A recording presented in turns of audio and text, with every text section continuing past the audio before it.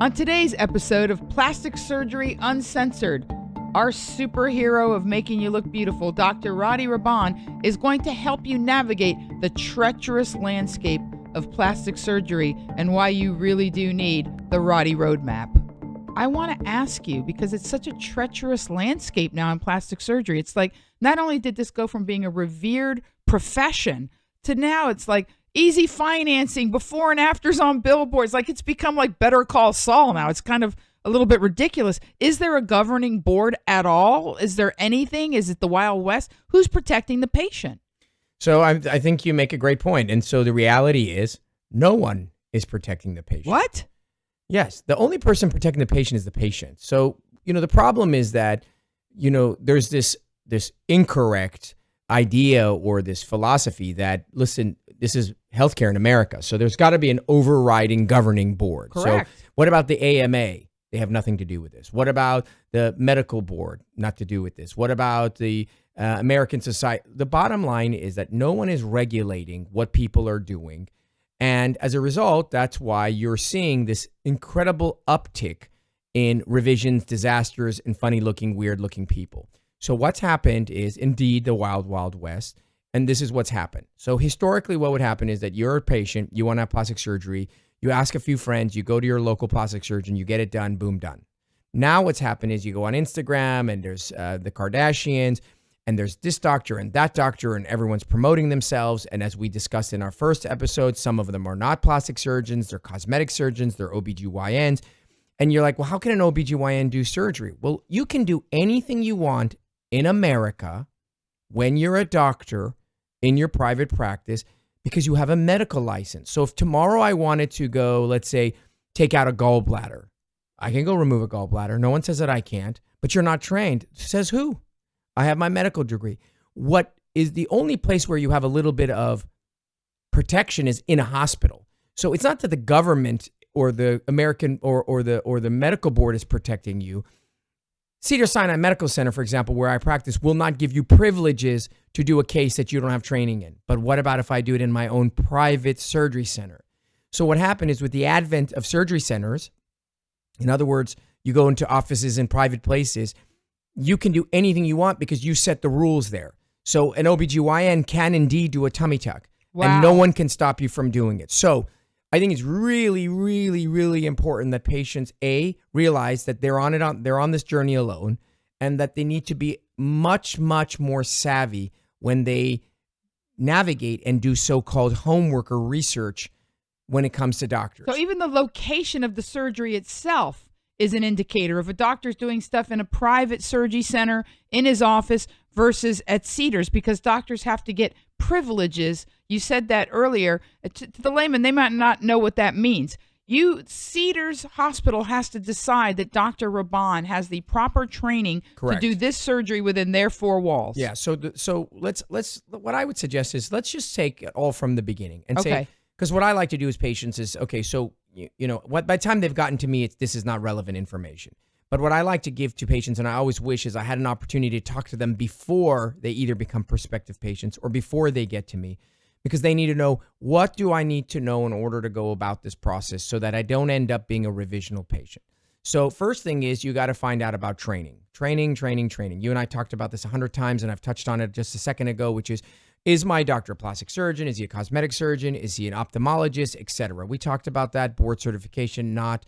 And because someone says I'm a cosmetic surgeon, it means absolutely nothing. It means that they have They could be an ENT doing boobies. 100%. Breast dog, excuse me. Yes, I'm using 100%. layman's terms. So training is very important. Okay. And when you go on their websites, you're going to find that the training is very misleading. So Dr. So-and-so is the head of the Academy of the Liposuction Specialists of America, they come up with all kinds of associations and groups, and then they become presidents and blah, blah, blah. All that is mumbo jumbo. It's nonsense.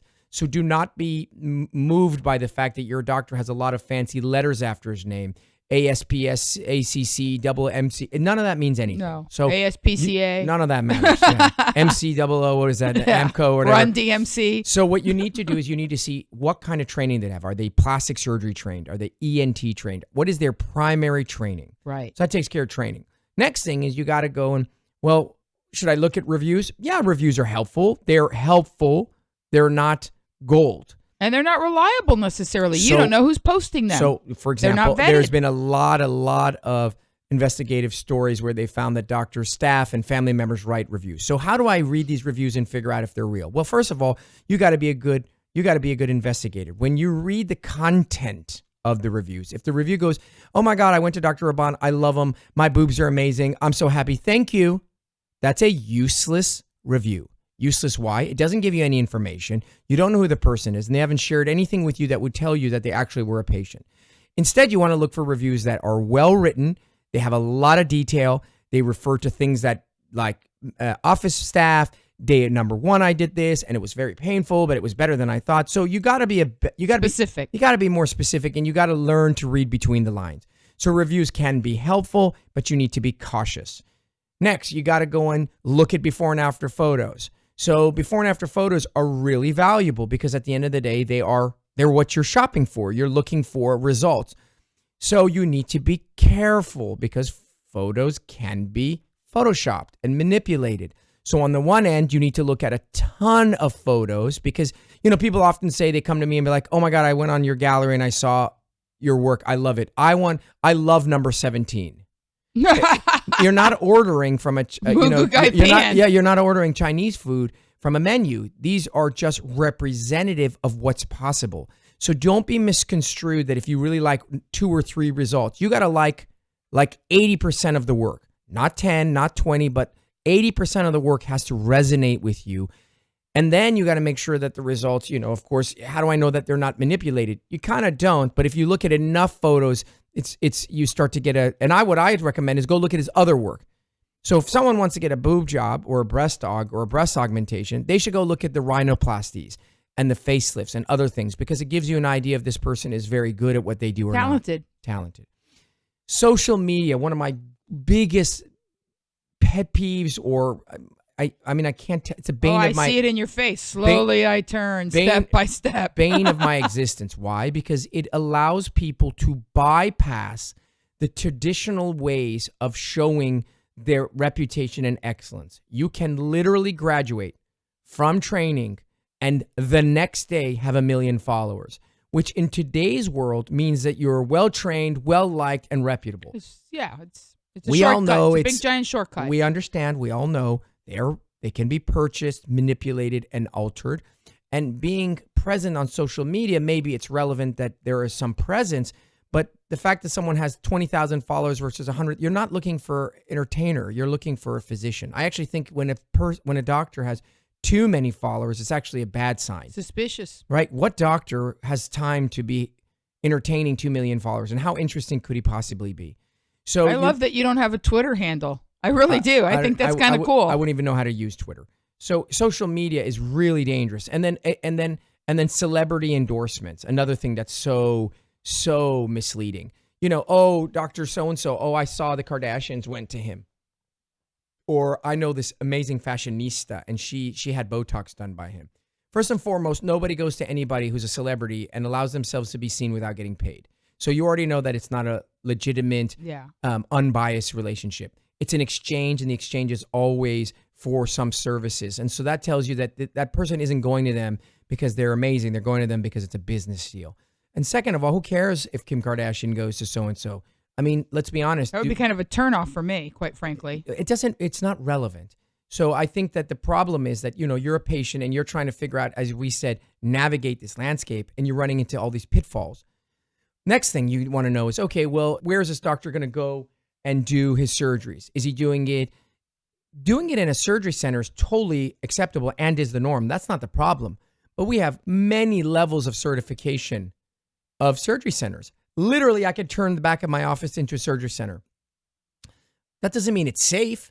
That doesn't mean that it's a reputable environment. So surgery center is a general term, but you need to know who's certifying it. So for example, Medicare certification, Quad A certification, Triple A certification. You want to make sure that it's well certified, hasn't had its license revoked. Then we talk about anesthesia providing. Who's actually going to put me to sleep when my doctor, Wow. I hadn't even thought of that. General anesthesia is a very It's Yeah, a thing. of course. And people think, oh, I love my doctor, so my anesthesiologist will be safe. For example, a lot of people don't use anesthesiologists. They use nurse anesthetists, et cetera. So the key to all of this is you need to know all the details so that you can make an educated decision. I'm not saying one is right, one is wrong.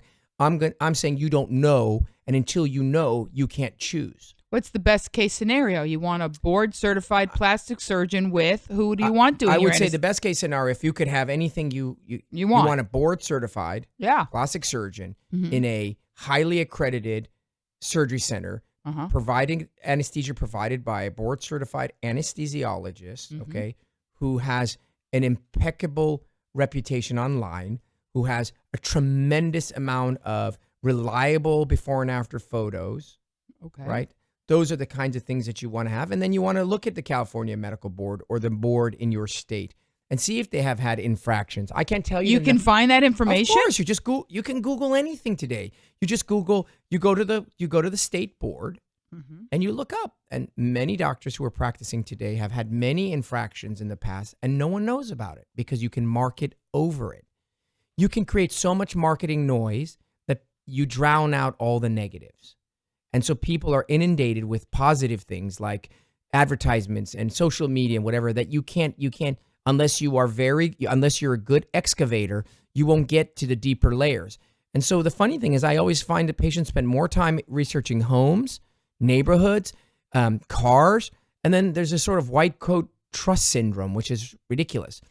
The information you're getting is going to be somewhat manipulated. So you need to do the decoding. Wow. And again, I introduced this segment by saying you're a no holds barred guy. When you talk to a patient, how much do you disclose? What's the fine line between telling them, okay, this is your downtime, this is your aftercare, this is how long you're going to be uncomfortable, versus like overwhelm or scaring them? Like what? Well, my job is not to make you. I'm not here to emotionally make you excited.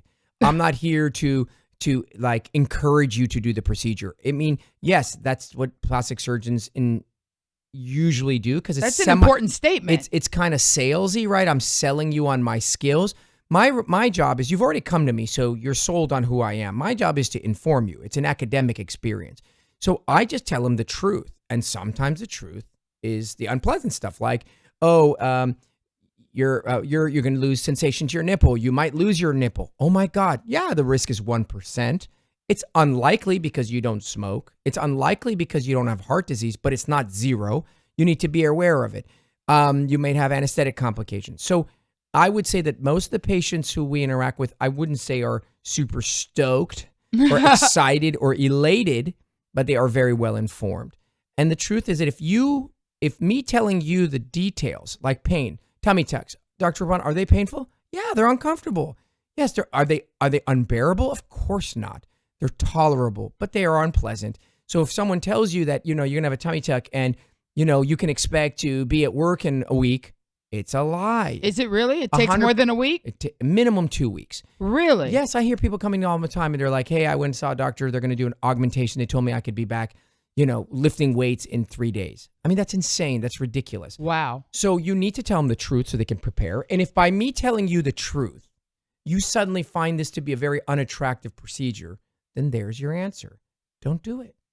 But you can't say, I don't want to know, because if I know, it's going to turn me off. So I'm best to stick my head in the sand and not know. I mean, my job isn't to sell you or make you excited. My job is to tell you the truth. The truth should be what you're looking for. It's unvarnished, uncensored, and I love when, and I almost want you to repeat it because I feel like it's a soundbite.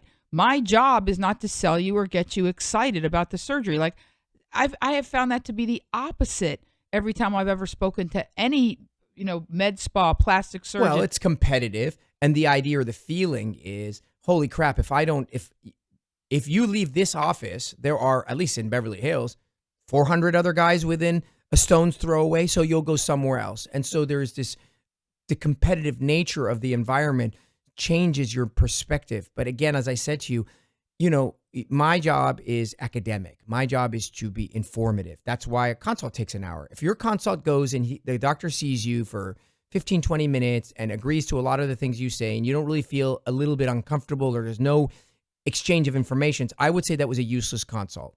And if you don't get information, because the reality is this, do you really even need to go see your doctor? You can go online and there's endless amount of information. So what the hell do I need to go to see you for? Well, do you know the difference between saline, silicone, submuscular, dual plane, areolar, belly button approach? You don't. That's where your doctor comes in. That was a lot, right? And that's just breast dogs. Yeah. So your doctor's job is to take the information you've heard, you've read, you think, and put it into a digestible, comprehensive understanding of what's right for me, not my neighbor, not my best friend, but me. That's why you go to a professional and pay for a consult. People always say, well, I don't understand. All these other plastic surgeons, their consults are for free. That's fine. That's good for them. But when was the last time your plumber came in for free? When was the last time your electrician came in for free? Your lawyer, your dentist, your accountant. So if you're going to see a doctor for free, you should assume that level of information. Exactly. Quick and dirty. Quick and dirty. Well, that being said, that leads us to how much revisionist work you do, which is 30%. When we come back, we're actually going to have a patient who I think I'm going to reuse the phrase quick and dirty. She had a situation which you helped her out of. So I'm pretty excited about that. Yeah, me when we too. come back, we're going to actually speak to a patient of Dr. Roddy Raban, board certified plastic surgeon in Beverly Hills, on Plastic Surgery Uncensored. So we are back with Plastic Surgery Uncensored with Dr. Roddy Raban, and we are blessed that we actually have one of your revision patients on the line that's willing to talk about her journey from a result she wasn't pleased with to meeting you to going forward. So, Shannon, are you there with us? Yes, I'm here. All right. So you initially decided that you wanted a breast augmentation. Is that correct? Correct. And you had it done by another doctor?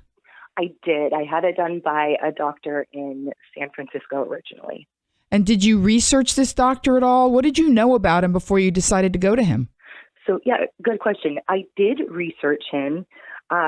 In my case, I went with a board certified. He was board certified.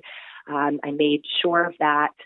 I did a little bit of due diligence. You know, I say a little bit because at the time I thought that I was doing a good job doing due diligence, reading reviews, asking questions, looking at pictures.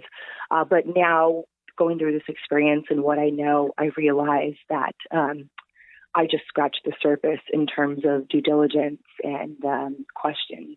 Shannon, that's a really good question and a really good comment, because I think what we've been what the segment was about earlier was talking about, okay, so I'm a patient and I want to go through this journey and I really want to end up being happy. And what can I do other than luck? What can I do myself to sort of solidify or optimize that? And we're talking about doing homework and research. Could you do us a favor and tell us sort of the distinctions and sort of where your pitfalls were? And, you know, I think people think they're doing homework, and then unfortunately, if they're in your situation and then they have to do homework again, they realize that perhaps the first time around it was insufficient. So give us a little insight, or what you would tell patients, you know, your friends or someone that wants to do it. What were the distinctions you did then and now, and what should they look out for? No, of course, happy to share. Well, originally I was, most keen on finding someone who was recommended by friends who had a good result, and I was living in San Francisco at the time. I had a number of friends who were nurses, and I really did lean on their professional opinion and personal opinion going through augmentation themselves.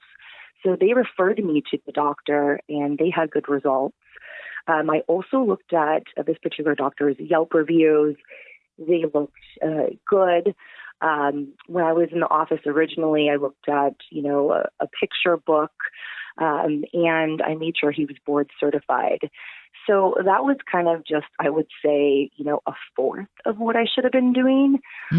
Where I really feel like I red flags now, looking back for me, is I did ask him, I know, any procedure you enter into, anytime you have an operation, you're at risk for a complication. So when I asked him about his complication rate, he got extremely defensive, and his immediate reply was, I don't have complications.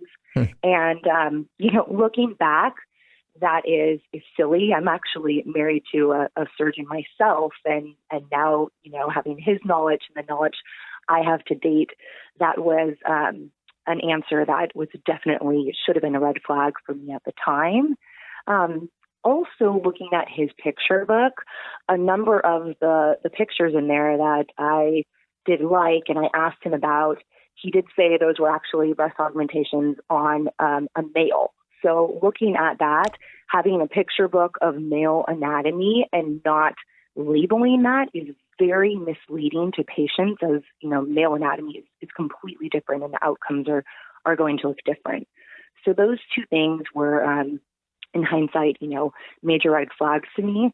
The third one was my mom was with me the day of surgery, and after, she didn't want to be too overbearing, but afterwards, with everything that happened, she did tell me that she didn't trust him and didn't get a good feeling from him. So, with all that being said, I wish my mom would have spoken up, and I would have had, better intuitive knowledge into some of those warning signs early on.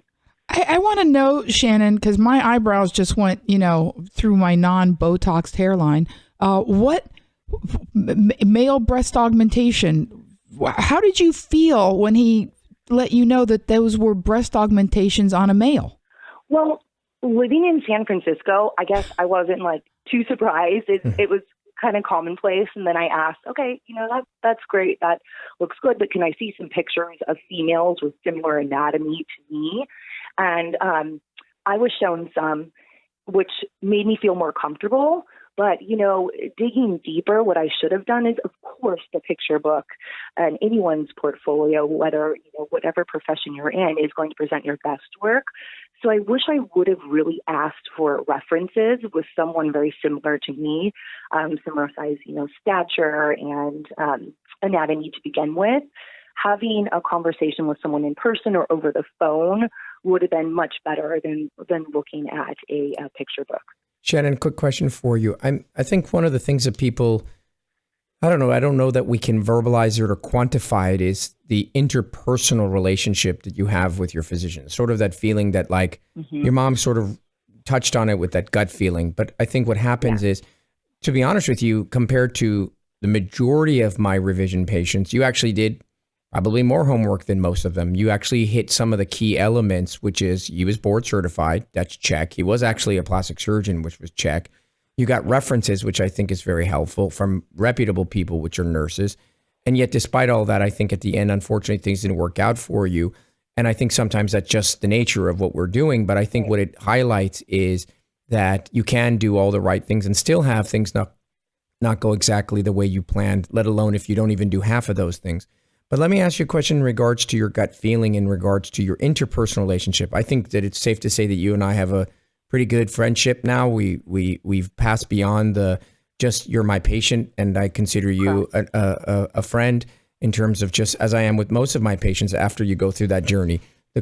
Do you feel like the relationship that you had going in with that other physician and was similar? If so, great. If not, how was it different? And talk about the time you spent and the connectivity you had, and whether or not you felt that person was invested in you. Yeah, I would love to share about that.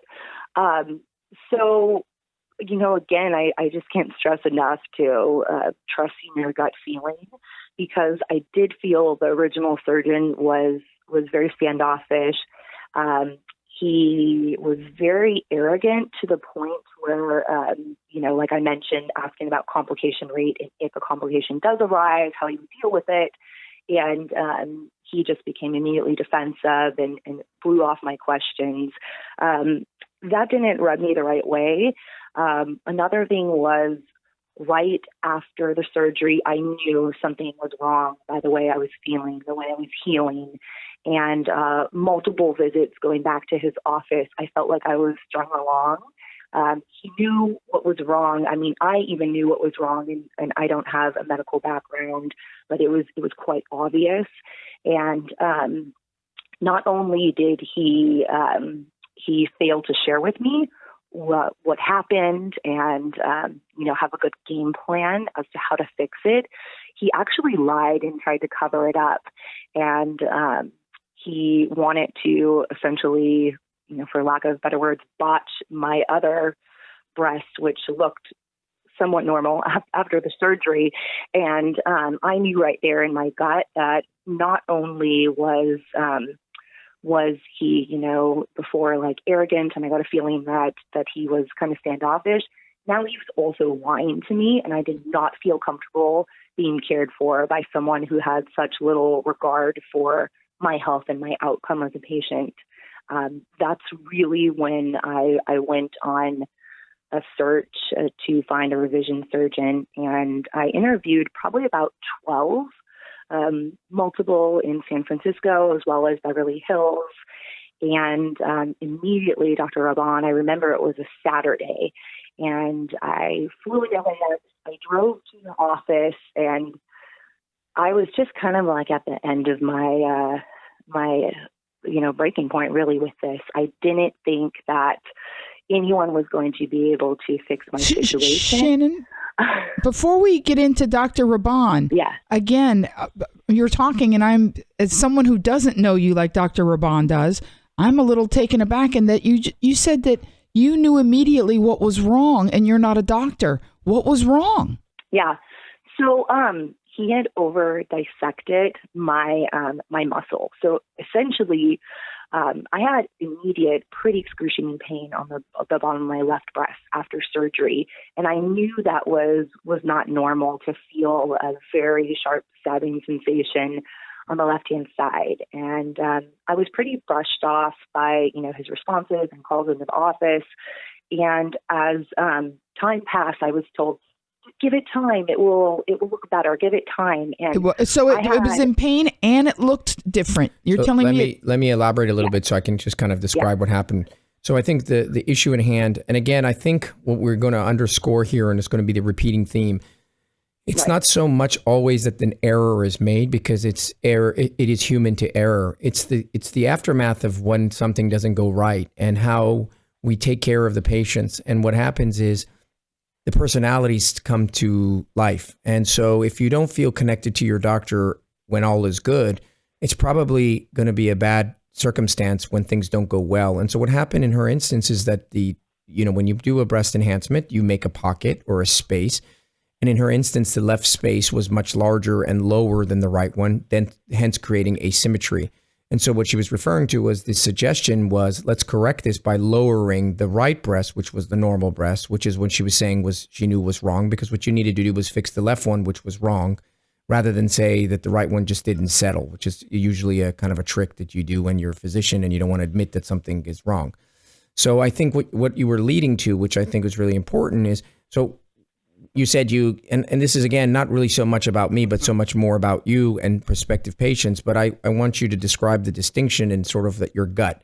So you and we met on Saturday, and you were saying something particular about your experience since you'd seen 12 people, right? Yeah, absolutely. I had interviewed multiple surgeons, and I was pretty much ready to give up because I didn't feel connection with any of them. A lot of surgeons wanted to, and I never entered into breast augmentation wanting, extremely large breasts. Like, that was never something I wanted. I just wanted something to complement my body. And many of the surgeons that I met with to help me with my revision wanted to put extremely large implants in. And again, I got that gut feeling that it wasn't right. When I met with Dr. Raban, I immediately felt at ease. It was emotional for me because I felt really embarrassed about my body. I had just started dating this wonderful guy, and I did not want to take my top off, and it was really devastating to my self-esteem. And I knew going into this, right, that with any surgery, especially plastic surgery, there's going to be risk of complications. So for me, I wasn't so upset that I did have a complication. I was upset that that physician who I trusted with my body lied to me and wanted to cover up a complication instead of giving me a game plan and an answer. So I immediately felt Dr. Raban knew how hard this was for me emotionally. He was the only doctor I met with who didn't act like, oh, this is super easy. We'll just put in a larger implant. You'll be fine. You'll be on your way. I really felt like he listened to me. I was there for a good couple hours. He really listened to me. He connected with me on my emotional plight. He was devising a game plan, and he was the only surgeon I met with who I could tell he was really thinking about me, not only just as a case, but like a person. Like, what can I do to give her back her quality of life? He was honest and upfront that, the second time around is going to be critical, that I follow aftercare instructions. I'm going to have limited mobility. I'm going to have to so important really adhere to things for 6 weeks plus. And that extra time that he spent with me and understanding my case, and he really made me feel confident that he could help me, but he also didn't overpromise. He was very straightforward, like, hey, putting in a larger implant is going to be a horrible idea, and here's why. And he said, this is what we're going to do. And when I get in there, I may have to change the plan, but I'm going to make sure that I give you results where you're going to be healthy and happy. And I really did feel that he was the only person who was interested in helping me and not just making money off of me. So I would like to kind of wrap this up, Shannon, by saying, number one, mother knows best. Number two, right? On a scale of 1 to 10, how important do you think rapport with your physician is on a scale of 1 to 10? Oh my gosh, a 10. It's just paramount. And I brought my mom with me the second time I had surgery, and she's giving me a thumbs up, like, oh yeah, I get a good feeling from him. I like him. Yeah. Well, listen, Shannon, I mean, you're a wonderful young lady, and I'm really happy that at the end of the day, that this is all about your journey. And you obviously, Mazel Tov, I said to you before, I think you fell in love and married the man of your dreams, which is fantastic. Yeah. And you've started your family. And I think what you were sharing today, which we're really grateful for you to come in here and be a little bit vulnerable and courageous, is your story. And I think it distills down to the moral of the story is that, you got to do your homework. And at the end of the day, if there are red flags, whatever they may be, the certification, the staff, the whatever, that you need to follow your intuition, and that at the end of the day, your gut will send you in the right direction. If you loved Plastic Surgery Uncensored, and I'm sure you did, I don't even want to say if, we would love to get your feedback. If you enjoyed and found our podcast helpful, tell us why, give us the review, and subscribe on your favorite podcast platform. We can be found on Apple Podcasts, Google Podcasts, Spotify, iHeart, or you can go directly to revolverpodcast.com. If you have a topic you would like us to talk about, then please reach out to us on Facebook, Roddy Raban, Instagram at Dr. Roddy Raban, or RoddyRaban.com. You are listening to Plastic Surgery Uncensored with Dr. Roddy Raban on Revolver Podcast.